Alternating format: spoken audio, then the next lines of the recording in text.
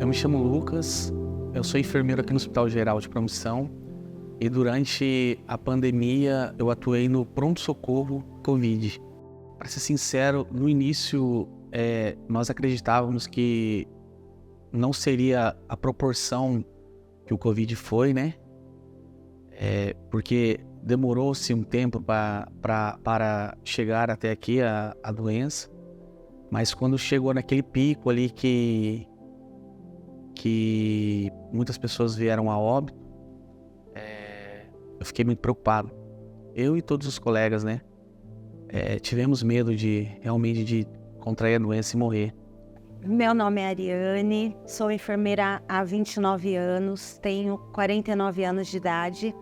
Fui enfermeira da unidade de pronto-socorro destinada ao atendimento das vítimas de Covid. O impacto do Covid na minha vida teve grandes relevâncias em aspectos positivos e negativos. Todas as coisas e o convívio com a família, com os amigos, em que todos nós profissionais precisamos nos abster, foi algo que será irreparável. As tomadas de decisão frente às escassez de recurso no pico da pandemia, a gente vendo as pessoas sofrerem muito, foi um ponto muito negativo, considerando que a gente lidava com uma situação nova, onde pouco se sabia sobre as linhas de cuidado e a gente precisava fazer o melhor que a gente pudesse com o recurso que a gente tinha, tanto do ponto de vista de conhecimento como de estrutura. Meu nome é Cristina, eu tenho 50 anos. Eu participei de uma forma um tanto quanto direta da pandemia da Covid-19.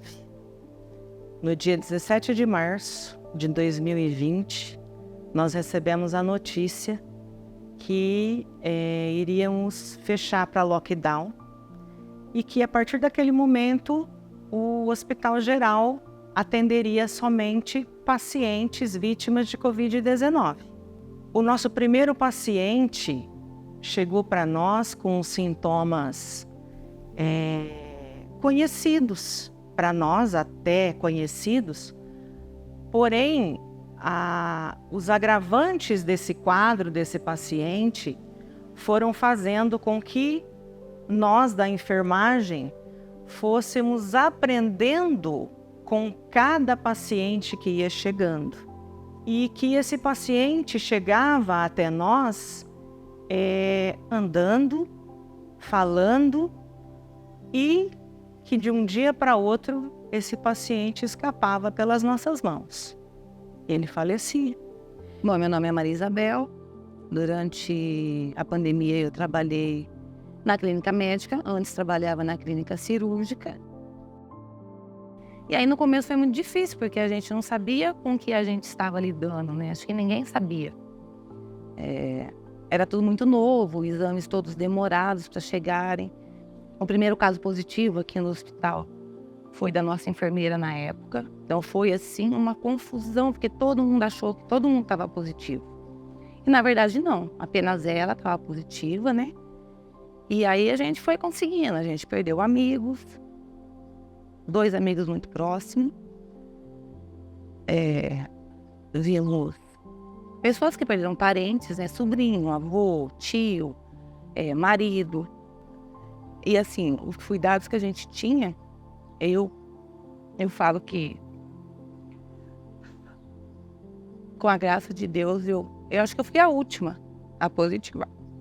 Meu nome é Edir, sou médico, sou cirurgião vascular e hoje estou na gestão do Hospital Geral de Promissão, que é administração direta do Estado.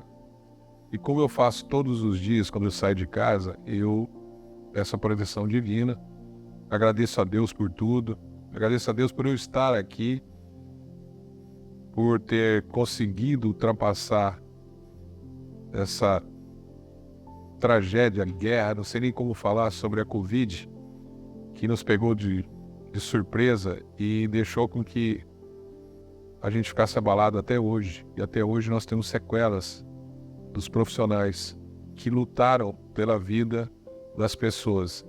E eu queria aqui relatar para as pessoas tanto que foi difícil para nós essa luta, porque como a gente havia comentado já, é uma guerra, mas uma guerra onde a gente expunha todos, até na nossa família. Meu nome é Alexandre Damo, eu sou médico intensivista, responsável pela UTI de Promissão da Santa Casa de Penápolis, e na época do Covid a gente teve um enfrentamento da pandemia em 5 UTIs, né? Primeiro pela falta de profissionais para trabalhar nesses setores, uma realidade que como médico jamais imaginei que iríamos ir para enfrentar, né, ou passar.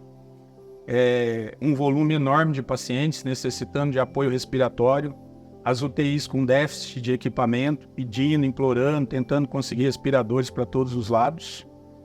Depois disso, tivemos um grande problema enfrentando a questão de insumos, principalmente sedativos, que pela larga utilização no país inteiro começaram a faltar e muitas vezes não chegava até nós no interior.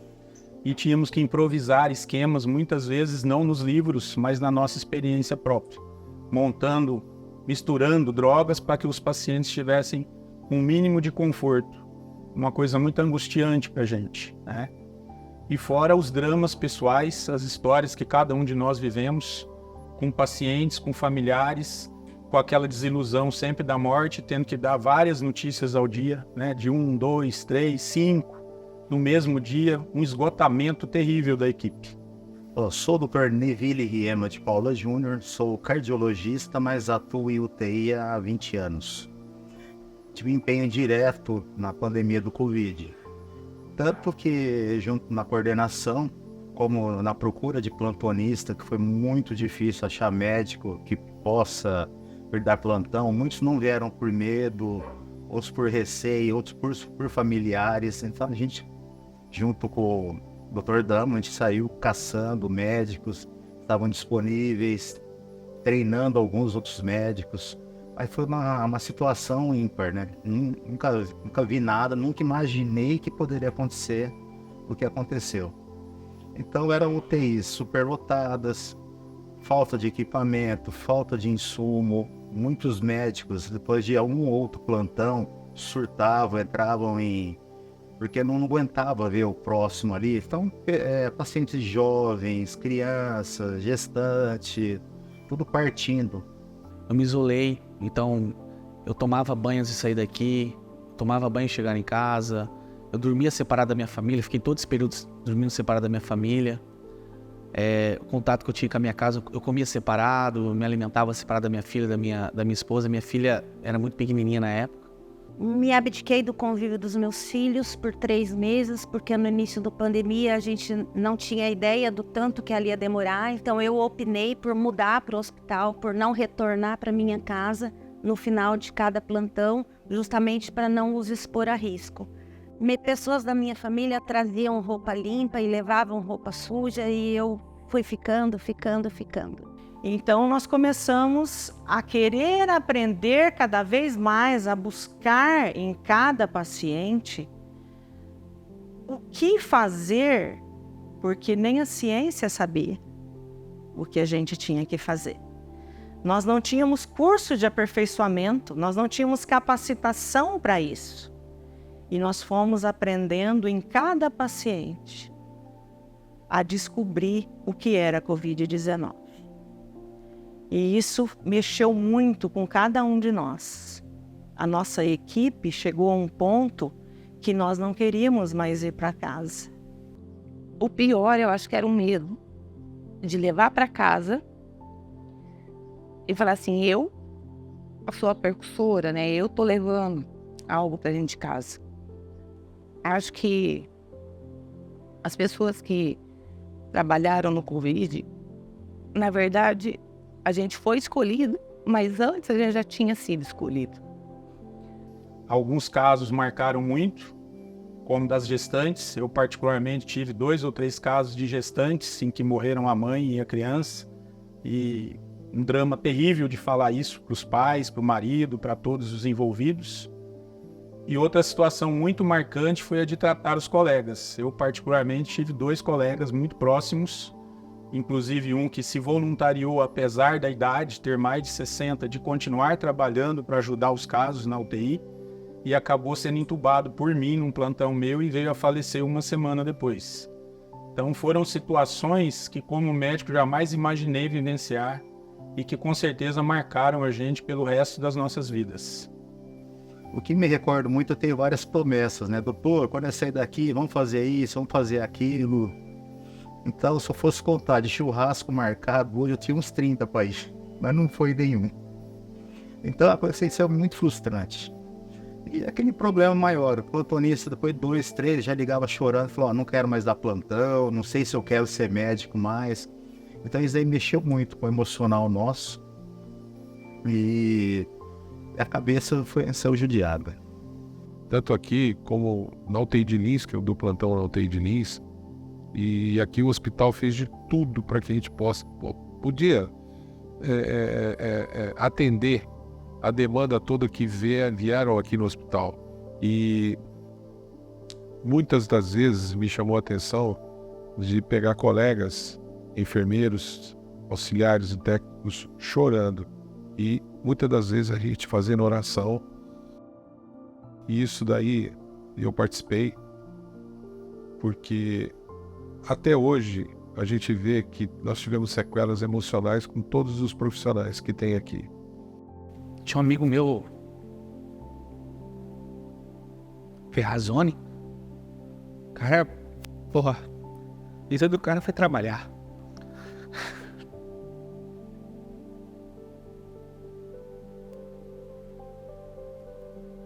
O cara trabalhava 36 horas, descansava 12, meu. Cara, fenomenal, gente boa. Ele veio passando mal aí. E ele não quis nem ficar internado. Ele falou, não, cara, eu vou tratar em casa, pelo amor de Deus, não, vou ficar aí dando trabalho pra vocês, falou desse jeito ainda. E ele foi embora pra Lins, e ele trabalhava aqui. Daqui ele saía à noite, ia pra trabalhar na UTI, lá no São Lucas. No outro dia ele pegava o Clemente Ferreira, cara. Aí no outro dia ele ia trabalhar, ia descansar. E à noite daquele dia ele ia descansar. No outro dia ele voltava a fazer mais 36 horas, cara. O cara tinha 3 empregos, cara. 3 empregos. Dentro de um hospital, a enfermagem se torna uma família. E, infelizmente, 2 membros da nossa equipe precisaram ir embora porque adoeceram durante a pandemia, inclusive durante o exercício do trabalho. Então, a nossa amiga Rosa, o nosso amigo Ferrazone, foram pessoas que estavam com a gente durante toda uma vida de trabalho e que eles se adoeceram cuidando de outras pessoas. Essa sensação é uma sensação muito ruim. Num primeiro momento, é uma sensação de revolta muito grande, porque nós não tínhamos como nos isolar da sociedade, nós não tínhamos como não sair de casa.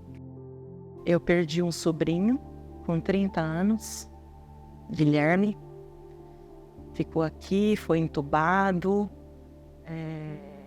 não tinha nenhuma comorbidade, era um atleta, mas escapou pelas nossas mãos. Nós não sabíamos como lidar com a doença.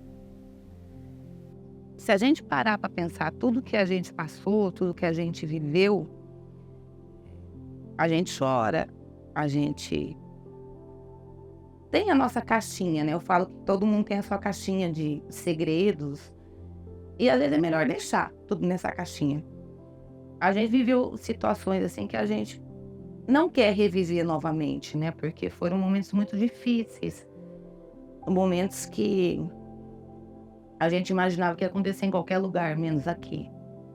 Onde a gente via todos os leitos ocupados, todas as redes de oxigênio ocupadas, e a gente pedia a Deus para que não chegasse ninguém que precisasse de um oxigênio, porque a gente não sabia o que a gente ia fazer, porque não tinha onde ligar, não tinha mais o que fazer. Depois de a gente ter óbito, ensaca e lacra corpo e leva corpo, a gente começa a ficar até frio, né? A gente começa a ver tanto sofrimento que depois a gente para de compadecer das pessoas. E depois a gente coloca a mão na consciência e fala, nossa, a gente parou de sentir pena de tanto a gente ver sofrimento. Eu acho que isso também é uma forma... é quase ficar doente, né, cara? E uma das tentativas disso foi um projeto, quando a gente teve um acompanhamento psicológico, um psicólogo veio, fez várias reuniões, teve um atendimento individualizado. E tentamos até, através de um psicólogo, a gente tentar ajudar. E vamos tentar ajudar cada vez mais, porque não é fácil. Vocês não têm noção do que é você dedicar, como esses profissionais se dedicaram de manhã, de tarde, de noite, de madrugada. Muitas das vezes sem comer, não tinham o que comer e a gente correndo atrás. Roupa, não tinha roupa, a gente trocava aquelas roupas, porque falava máscara, não tinha, a gente improvisava tudo. Mas graças a Deus a gente fez o que podia fazer. A falta de leito foi geral, e aqui não foi diferente. No Hospital Geral, a gente tem um padrão de lotação, e na Covid isso extrapolou demais, porque os pacientes chegavam e nós não tínhamos aonde pôr. A gente tinha que colocar uma cama na parede e colocar uma cama encostada na outra para atender o paciente. Então, assim, foi um período muito difícil. Então, assim, muitas pessoas, muita procura, muita gente com medo, né? Como eu falei anteriormente. Isso marcou muito a vida da enfermagem dentro do ambiente hospitalar. Nós não somos mais as mesmas pessoas. Não tem como nós sermos as mesmas pessoas. Até mesmo na convivência familiar, nós não somos mais os mesmos. Nos tornamos pessoas mais frias, porque muitas vezes nós tivemos sim que agir friamente, porque o paciente segurava nos nossos braços e implorava pela vida. Eu não quero morrer. E nós tínhamos muitas vezes que dizer a ele, tá tudo bem. E não estava tudo bem. Nunca esteve bem. Foi muito triste. Isso marcou muito, isso mexeu muito com cada um de nós. Hoje a gente vive um dia após o outro, porém, muitas vezes nas nossas noites a gente vai sempre lembrar da carinha daqueles pacientes implorando pela vida. Positivamente, eu aprendi muito sobre como nada do que eu acreditava que era importante era de fato importante. Porque durante a pandemia eu vi pessoas de diferentes condições de saúde, de diferentes condições sociais, de diferentes gêneros, de diferentes raças, serem acometidas pelas mesmas condições, evoluírem do mesmo jeito e acabarem do mesmo jeito. Então, acho que ensinou a gente a amar mais. Não deixar chegar numa situação dessa para pedir perdão. E acho que o que a gente passou, a gente vai carregar por essa vida. Não tem como falar e não falar. Eu acho que a mensagem que eu, pelo menos, tirei disso tudo é que o mundo carece muito de humanidade. As pessoas, obviamente, tudo que é novo, tudo que assusta, tudo que mata, gera um preconceito muito grande. E a gente via isso, inclusive, com os colegas médicos, né? Nós trabalhando lá, tendo preocupações com as nossas famílias, muitas vezes chegávamos em alguns locais e as pessoas saíam ou comentavam o que nós estávamos fazendo lá, com medo de pegar a doença. E os pacientes em si também, né? Muito solitários, sem visita, e muitas pessoas às vezes correndo disso. Então, assim, eu acho que o hospital, principalmente nos setores de UTI, onde a solidão impera por ficarem sozinhos, carece muito de mais humanidade. O mais importante, simplificar a vida. Então, muitas pessoas que tinham muito dinheiro, carro, bens, viram que, às vezes, um simples respirador, a falta de oxigênio era o bem mais precioso. Então, é simplificar a vida. Então, hoje, a gente vivendo, respirando, vale muito mais do que qualquer bem que a gente venha alcançar, que venha adquirir. Eu agradeço a Deus, todo dia eu chego, agradeço a Ele por tudo que Ele fez, Ele faz por nós e continua fazendo. E agradeço a todos os profissionais. E vamos continuar a luta, porque essa luta não para. E a gente tem que continuar. E espero, e Deus sabe, põe a mão para que não aconteça de novo o que aconteceu. Naquele período era herói, foi aplaudido, homenagem atrás de homenagem, mas de reconhecimento efetivo, eu acho que faltou um pouco. As coisas, a gente sabe como as coisas são, né? Questão política e tudo mais. As pessoas levam para esse contexto. Eu acho que a enfermagem não busca isso. Esse reconhecimento ele só foi momentâneo para nós.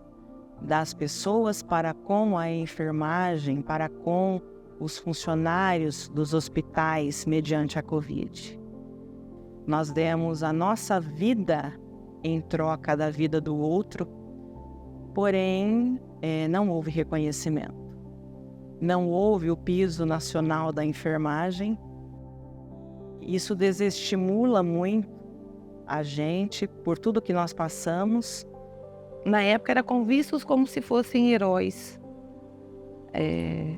Mas na verdade não, a gente continua não tendo o respeito adequado que a gente merecia.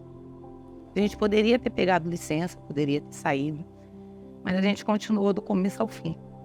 Sem dúvida nenhuma, o impacto emocional foi muito decisivo na minha vida.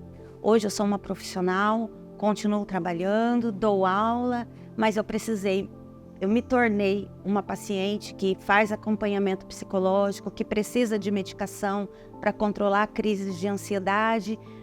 Eu acho que você valorizar, e principalmente valorizar financeiramente a enfermagem, para que o profissional deixe de ter 1, 2, 3 empregos, né? Para que ele tenha um bem-estar e isso mentalmente traga benefícios para ele precisava ser valorizado. O hospital, aquela cena de guerra, a gente acabou. Muitas das pessoas já viram quando soltaram a bomba em Hiroshima, destruiu aquela cidade, e hoje você vê a cidade que é hoje. Então isso daí é um aprendizado para a gente. Então o Hospital Geral hoje, a gente luta para isso. Então a gente mudou toda aquela imagem, o hospital é uma outra pintura, todo o ambiente, inclusive eu estou colocando, não sei se as pessoas já viram, estou colocando e vou colocar mais vasos de flores e ornamentação no pronto-socorro para quebrar aquela coisa assim, vou para o hospital, porque esse é um ambiente que nós estamos acostumados, mas vocês não estão acostumados.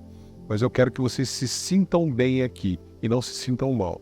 Então essa é uma das coisas que nós, o Hospital Geral, estamos fazendo, mudar esse ambiente. Nós estamos fazendo tudo isso e vamos homenagear os mortos por Covid na entrada do hospital, que isso é uma coisa que eu já tinha falado, que é em respeito a essas pessoas que partiram nessa guerra, que graças a Deus a gente conseguiu vencer. Quando a gente era novinha, falava assim, na minha época, da avó, da tia, aconteceu isso em tal ano. E aí nós somos a história daqui uns 30, 40 anos. E de alguma maneira vai servir para mostrar para as pessoas que em algum lugar, o Brasil também fez parte de uma pandemia onde perdemos muitas pessoas, mas a gente conseguiu passar e a gente está aqui, tocando a vida.